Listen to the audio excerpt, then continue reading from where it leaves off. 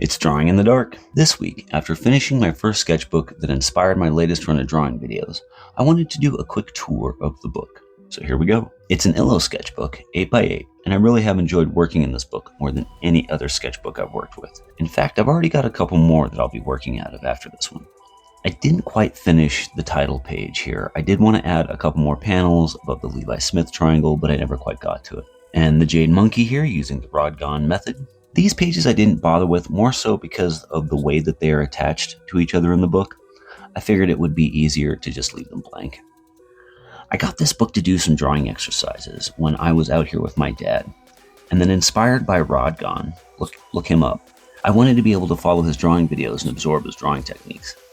Techniques that have revolutionized my approach to the foundation of figure and face drawing. With the downtime that I had, I started filling up page after page of this book at a rate that I really just never had before.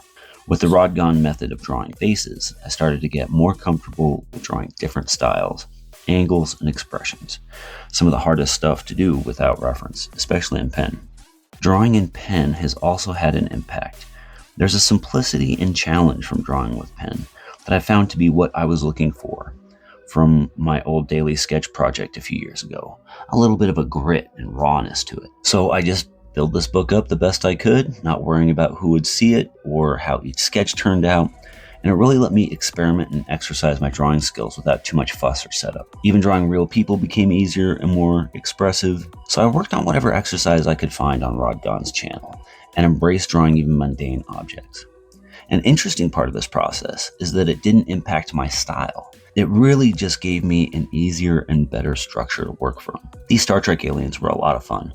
I wanted to focus on just the unusual or heavy makeup aliens, mostly to play with strange facial structures. And then slowly getting obsessed with drawing women's faces, eyes, hair, things I've never been as good as I'd like to been before. And then of course I always want to make weird stuff.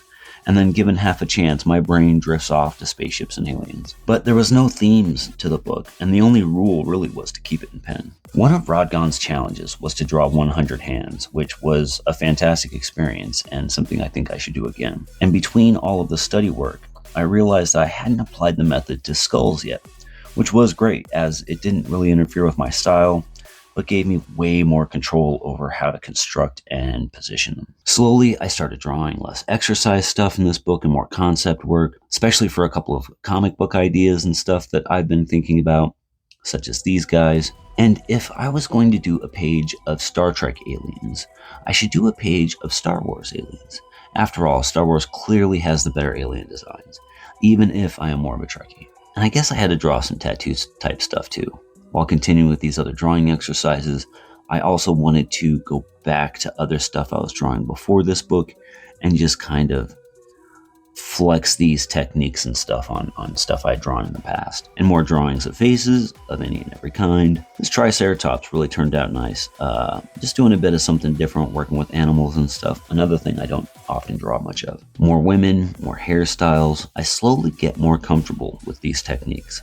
And then I have to draw some creepy and tattoos type stuff again, and weird characters or new interpretations of older characters. This Galactus was a lot of fun and a cool test of some of the markers that I had gotten. Alcohol markers do bleed through the paper in these Illo sketchbooks, but other types of markers and watercolor hold up really well. There are some sketches here of Speedball from Marvel Comics. I draw more chicks. This Sentinel piece is what marks the turning point in the book though, in the course of the rest of this year. This is the first Drawing in the Dark video that I made while I was up here, and it got 400 some views in 3 days, and it just blew my mind. The best any previous video I had done had gotten 15 to 20 views, so this was a big deal, and that was, encouragement enough. I've been chasing that rush ever since, even now. From there, I was still doing some random stuff, playing with different motifs.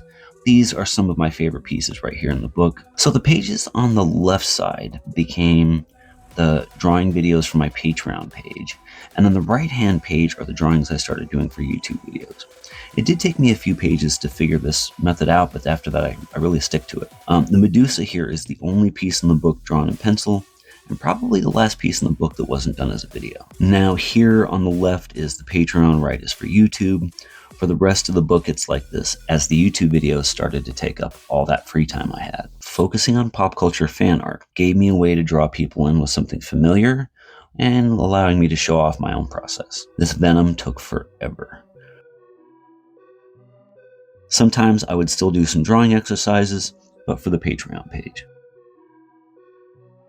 This Voltron is a personal favorite though.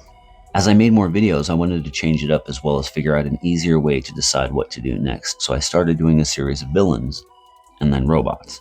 For the Patreon stuff, I went a little darker and played with different themes to maintain variety for myself. This Rosie piece turned out great, I think. The Ed 209 was a challenge though. I didn't quite get the foundations right here on this one. Bender was fun. It's hard not to do a couple of Star Wars pieces when drawing pop culture robots though. Scud here is an all-time favorite, and I just had to color this one. The Skull Island though was probably the most fun thing in this book to draw. The Zombie Popeye was a cool one too, that one was just for the patrons. With Baxter Stockman, I decided to do some research for him for the Patreon video before doing the main drawing, which was cool to get some exercise work back into the book and to help with my familiarization of the character.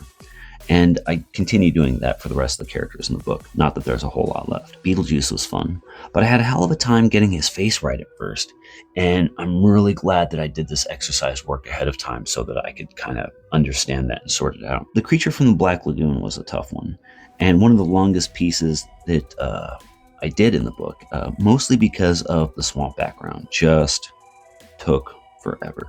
And the last piece, the Swamp Thing, it's a favorite character of mine and one that turned out really, really well. I'm happy that the last piece, technically in the book, went so well and stuff. From there, I have a fantasy map I never quite finished that I'd actually started quite early on, and a few more blank swatch pages, and some rules that I'd made for the book when I started it. Now I have 2 more of these sketchbooks, one dedicated to drawing exercises and freestyle stuff. One rule for that book is no video. The other book is all video, dedicated to the drawing and design projects I'll be doing in the future for the video series. Thank you for sticking it out to the end. This sketchbook has been a huge transition point for me, and I've spent the last 8 months in Montana looking after my dad and away from my family and work. This book has marked an important time in my life and also an opportunity and inspiration to make interesting drawings and videos. And in many ways, it's been my coping mechanism through these difficult and challenging times in my life. Check out my socials and merch, links in the description, and catch you next week for the new project.